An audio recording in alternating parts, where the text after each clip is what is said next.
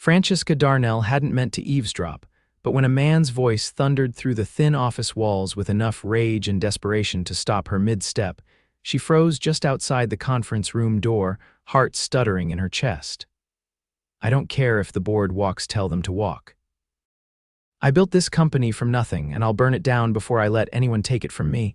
She clutched the stack of mail to her chest, blinking.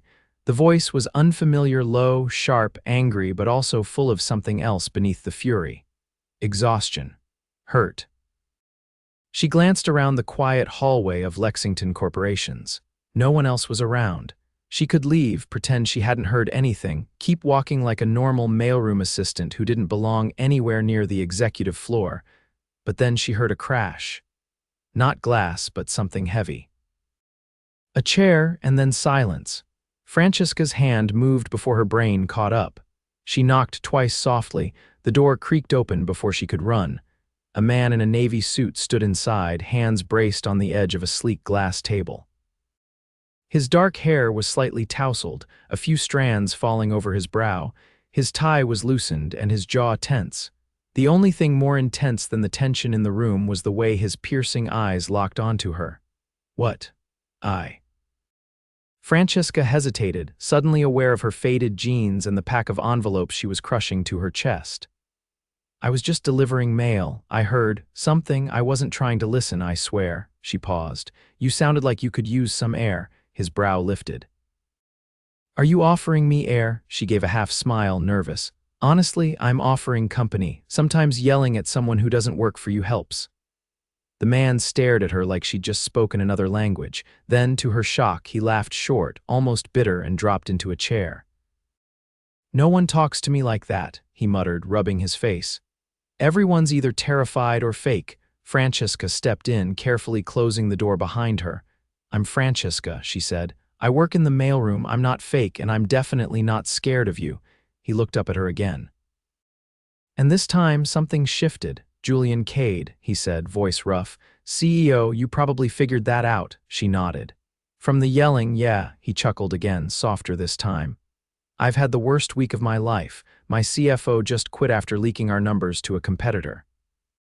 The board's breathing down my neck, and I haven't slept in 2 days." Francesca set the mail on the table gently and sat in the chair across from him. "That sounds awful."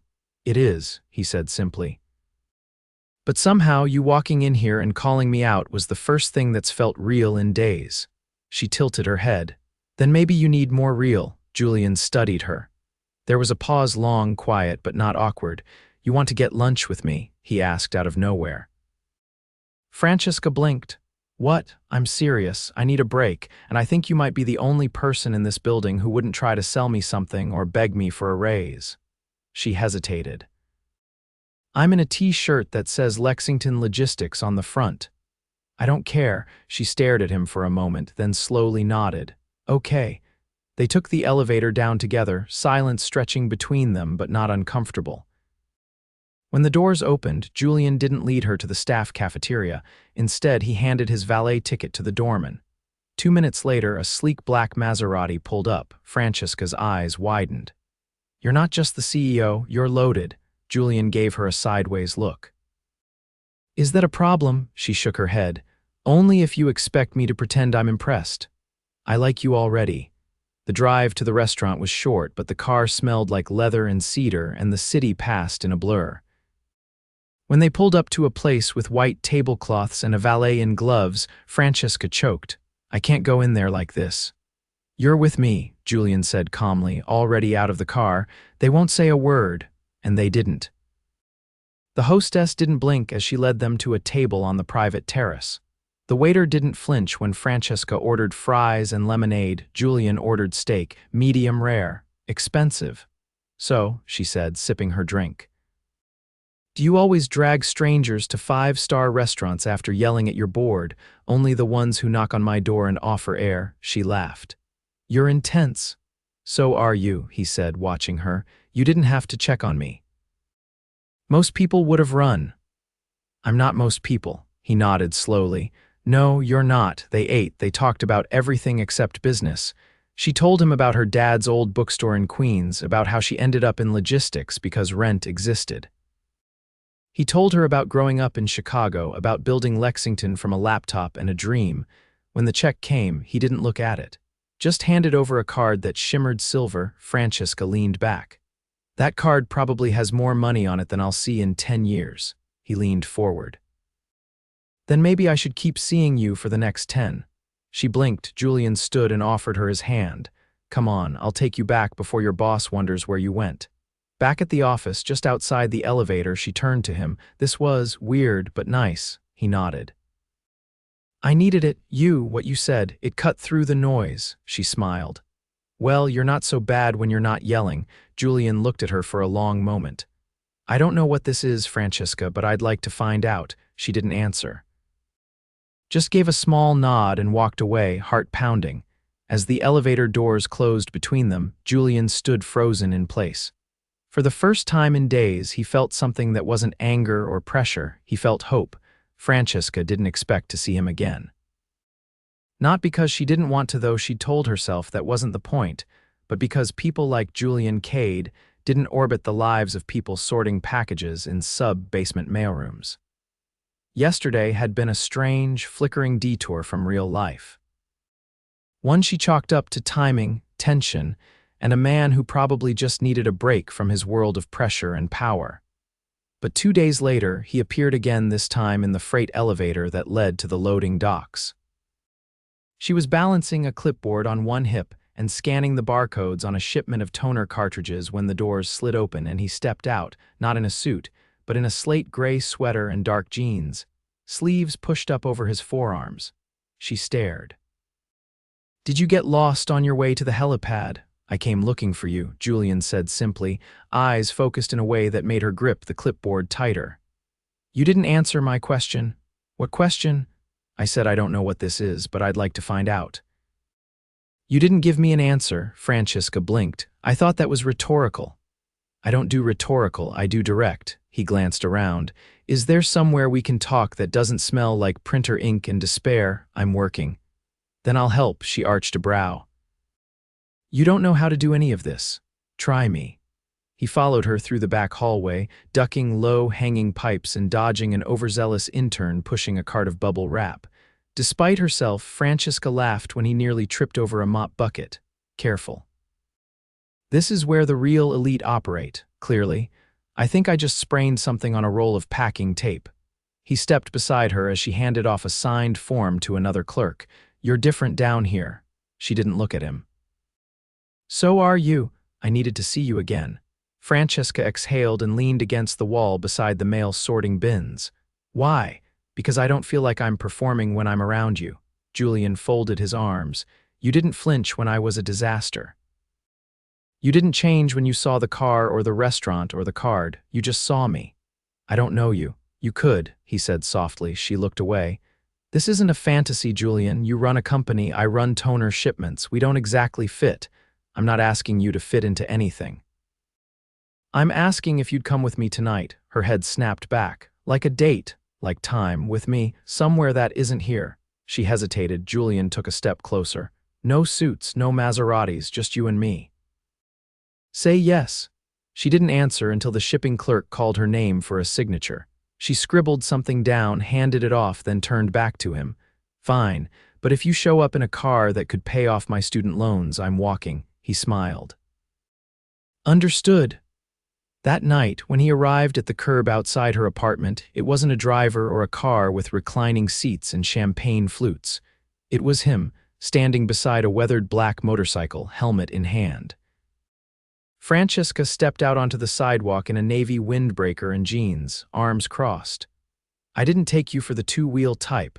I wasn't, until now. He handed her the second helmet, and she hesitated only a moment before putting it on. They rode out of the city, the wind sharp and the lights of Manhattan fading into distant glimmers. She didn't ask where they were going, and he didn't offer. When they finally stopped, it was at an abandoned pier overlooking the Hudson, the kind of place people used to gather before luxury condos replaced everything. There were string lights still hanging, long dead, and broken benches bowing under rust.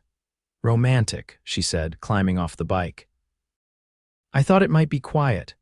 They stood in silence, watching the water lap against the pilings. Julian finally spoke. I used to come here when I was in school, when things got too loud. Francesca turned. You went to school in the city, Columbia, full scholarship. I worked nights at a soup kitchen to cover books. Most people think I was born in a penthouse, but I clawed my way here. He glanced at her. It's easier to forget where you start when everyone around you only cares about where you end up. She nodded slowly.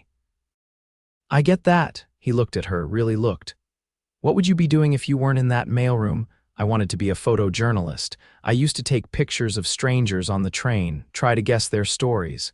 But then my dad got sick and I had to work. The camera went into storage. Julian didn't speak for a long time. When he did, his voice was quiet. I want to see them, she blinked. What? Your photos. I want to see the way you see people. No one's asked me that in years. He stepped closer.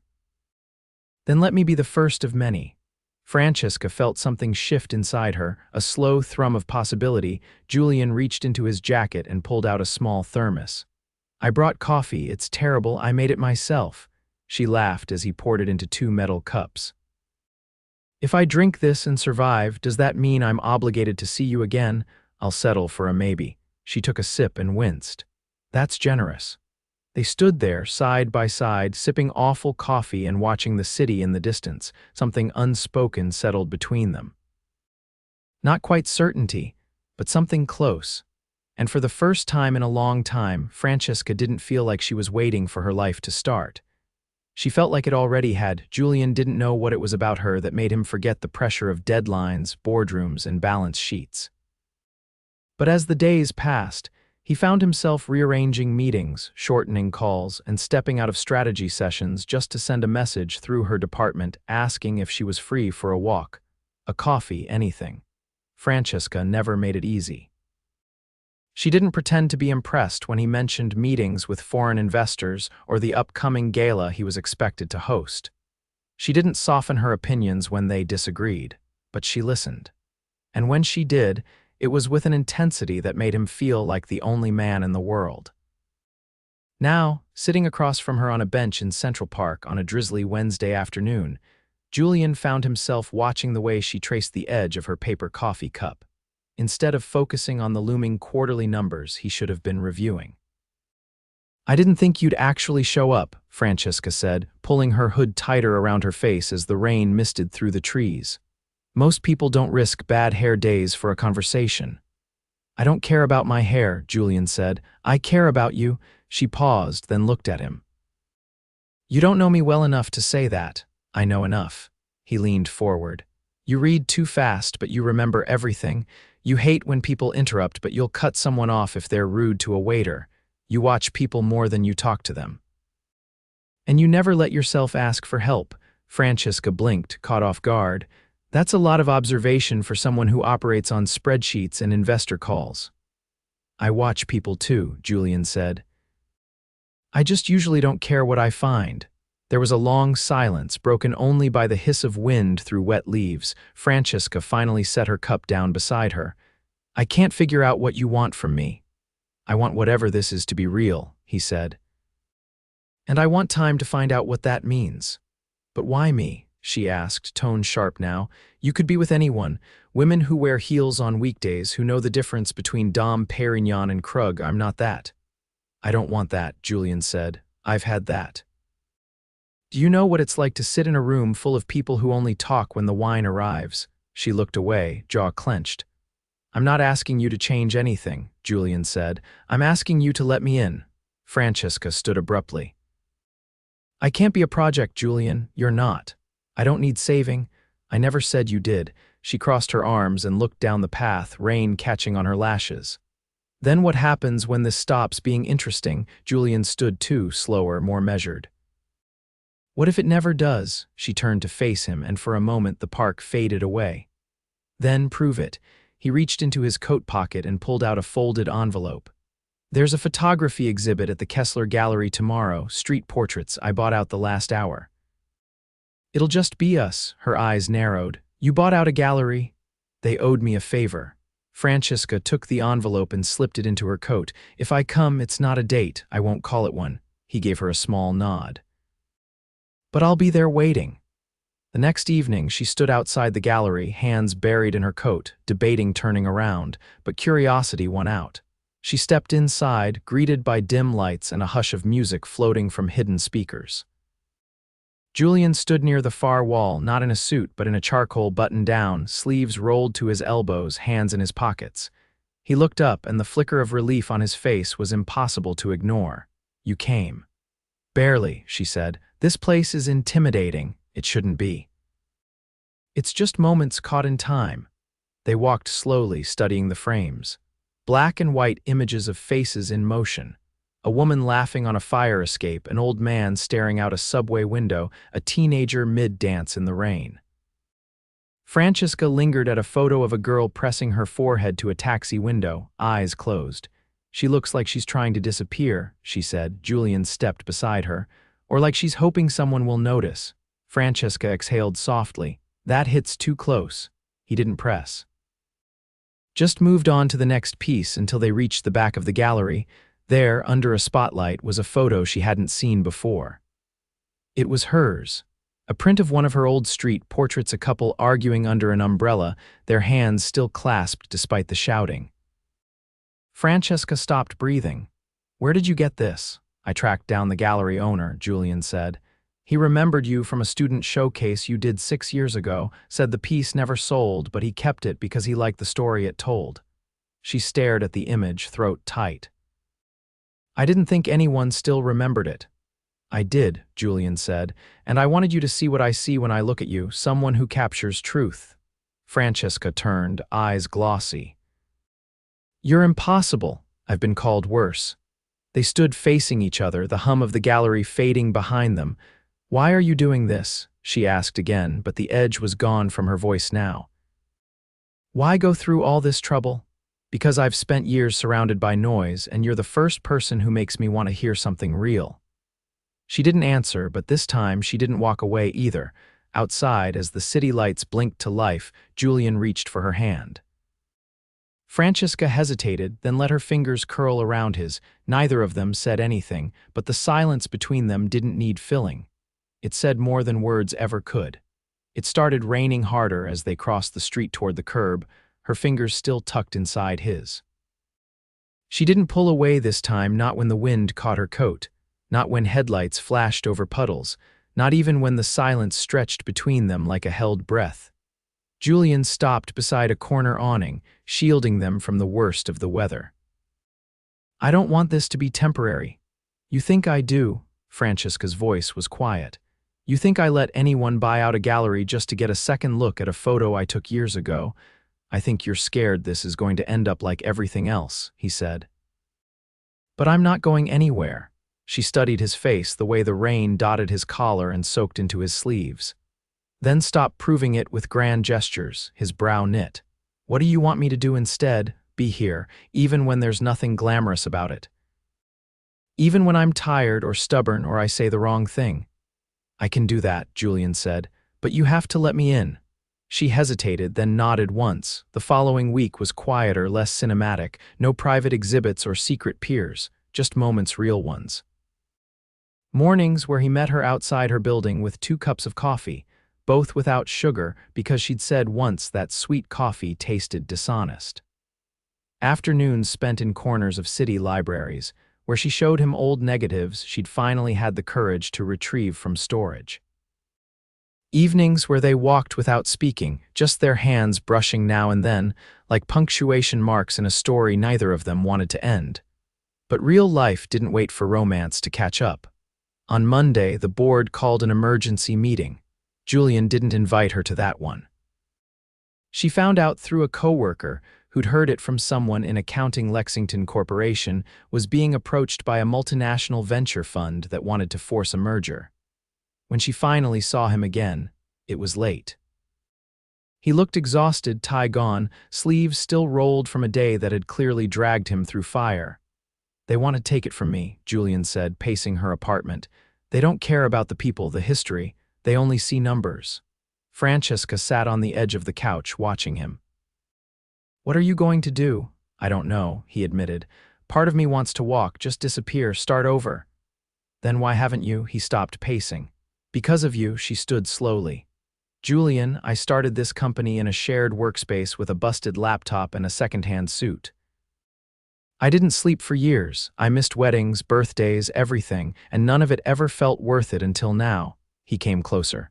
Until you, she swallowed. You can't build your future on me. I'm building it with you. It was the first time he'd said it like that with finality. With intention, her heart jumped. He reached into his coat pocket and pulled out a small square envelope, the edges slightly damp from the rain earlier. Open it. Inside was a plane ticket, one-way Florence. Francesca looked up. There's a conference there next week, he said. I'm supposed to give a keynote, but I don't want to go alone. I want you to come with me, not as a guest, as my partner. She shook her head slowly. Julian, I can't just leave work. I already spoke to your manager. He gave her a rueful smile. You had vacation days you weren't using. I may have offered to double his department's budget next quarter. She blinked. You bribed my boss, negotiated, he corrected. I'm very good at that. Francesca stared at the ticket. And what happens after Florence? Julian stepped closer again, this time easing his hands onto her waist. We keep going, wherever life leads, together. She searched his face. You're not scared, I am, he said. But I'm more scared of waking up one day and realizing I let the only real thing I've ever had slip away because I was too stuck in my own head to fight for it. She didn't answer right away, just curled her fingers around the ticket and leaned her head against his chest. I guess I should start packing. The plane left 3 days later. She sat beside him in first class, watching clouds roll past the window while he read her a section of his speech, pausing to ask how a phrase sounded or if a sentence felt too stiff. No one's ever edited me before, he said, glancing at her notes. No one's ever told you the truth before, she replied. He grinned. Fair, Florence was golden, literally. The afternoons poured light over the terracotta rooftops, and the evenings were filled with wine, laughter, and the kind of ease that made her forget the years she'd spent folding herself into quiet corners of other people's success. Julian insisted she come with him to the conference hall the morning of his keynote. She stood backstage, watching him adjust his mic, watching a room full of powerful men and women lean forward as he spoke, but it wasn't until the end that she realized he'd gone off script. I was going to end this speech with a projection of our 5-year growth plan, he said, pacing the stage. But then I remembered something someone once said to me, be here, even when there's nothing glamorous about it. There was a ripple of laughter. Julian smiled. I built this company to have control. I chased success to make noise, but I've learned something recently. Real success isn't being listened to, it's being seen, and I was invisible for a long time, even when I was winning. He glanced toward the side curtain and caught her eye. I'm not invisible anymore. The crowd rose in applause. Later, on a quiet balcony overlooking the Arno River, he pulled her into his arms and pressed his forehead to hers. I love you, he whispered. Not because you fixed me. Because you saw me before I even knew I needed to be. Francesca wrapped her arms around his neck. I love you too, not because you're a CEO. But because you're the kind of man who would walk into a mailroom and find something worth staying for. He kissed her, slow and sure, the kind of kiss that didn't need a grand gesture to matter. Below them, the city kept moving. Bells chimed in the distance. The river flowed steady and bright. And for once, neither of them was running anymore. They were exactly where they were meant to be together. The morning after they returned from Florence, the city looked different, not because anything had changed. The streets were still cluttered with honking taxis and steam curling from grates. But Francesca felt as though she'd stepped into a world that had finally caught up to her, rather than one she was constantly sprinting behind. Julian stood barefoot in her kitchen, pouring water into a French press he'd brought back in his suitcase after insisting the hotel's was superior to any available in New York. His sleeves were rolled to his elbows again, but this time his shirt was wrinkled from sleep and his hair was still damp from the shower. The scene was so disarmingly domestic she leaned against the doorway and just watched. You're staring, he said, glancing over his shoulder. Should I be concerned? You're making coffee in my kitchen like you've lived here for 10 years. I'm adaptable. You're irritatingly confident. Julian turned fully, drying his hands on a dish towel. You knew that when you fell in love with me. I didn't fall, she said. I tripped. And you were inconveniently standing in the way. He crossed the room slowly, the towel slung over one shoulder. Then I guess it's a good thing I caught you. She met him halfway, and they stood in the center of the kitchen, the city just beginning to stir beyond the windows. He didn't kiss her, not yet. He just rested his forehead against hers. I've been thinking, he murmured. That sounds dangerous. I think I want to step down. Francesca pulled back a fraction. From Lexington, I built it, Julian said. It's mine. But for the first time, I'm imagining a life that doesn't orbit it. A life that isn't dictated by quarterly projections or shareholder meetings. And what would you do instead? He smiled, but not the way he used to. It was quieter now, more grounded. I'd invest in people, small businesses. Ideas that matter, and I'd spend my mornings exactly like this. You're serious. I am. She stepped back, letting the weight of his words settle. You've always been in control of everything. Letting go isn't something you do. Then maybe that's the point, he said. You made me want something different, something free. Francesca walked to the window, watching the sunlight creep across her fire escape. What if it doesn't work out? What if you regret walking away from something you built with your bare hands? Then I'll build something else, Julian said. But I won't regret choosing a life with you, she turned. You haven't asked me to choose anything. That's because I'm about to. Julian crossed the room again and reached into the pocket of his pants. He didn't kneel. He didn't pull out a velvet box. He simply opened his hand to reveal a gold band with a thin etching down the center. Understated, elegant, unmistakably him. I don't want to propose with spectacle, he said. You've had enough of those. I want to ask you a question that matters. Francesca's breath caught. Will you build a life with me? He asked. Not just the glamorous parts, the real ones, the messy, complicated, ordinary days, all of them. She didn't speak at first, just stared at the ring resting in his palm, then she nodded, slowly, deliberately. Yes, she said. But only if I get to choose the coffee next time. He laughed, that low, warm sound she'd come to crave. Deal. They didn't rush to plan anything. There were no headlines, no press releases, just two people making choices that felt honest. Julian quietly finalized his transition from CEO to board advisor, declining interviews and politely refusing offers to write memoirs or appear on business panels. Instead, he started a private fund that supported independent creatives, small bookstores, and underfunded art programs. Francesca took a leave of absence from the mailroom and opened her first gallery show 6 months later. It was hosted in a converted warehouse in Brooklyn, and every photo was her moments captured on subways, stoops, and sidewalks. He stood beside her the entire evening, wearing a tie she'd picked out and a look of pride he didn't bother to hide. They moved into a brownstone in the East Village. Not because they needed space, but because the light in the upstairs studio was perfect in the mid-afternoon. Julian worked from the downstairs office, often barefoot, always with coffee she brewed. One spring evening, they stood on the rooftop after dinner, the city buzzing softly below them. You ever miss it? Francesca asked. The power, the noise, he shook his head. This is the only power I want. She looked at him, barefoot, sleeves rolled, a camera hanging from her neck and his hand laced through hers. I'm happy, she said. He kissed her temple. That's what I built for. They married a year to the day after she first knocked on the door of his office. It wasn't in a cathedral or on a mountaintop. It was in the backyard of a friend's brownstone, beneath a canopy of string lights and wild ivy. There was no press, no spectacle. Just vows whispered in earnest, laughter echoing into the night, and a kiss that made all the months in between feel like a single breath held and finally released. As they danced barefoot on the grass, the world receded, and for once there was no need for anything more. They had already arrived.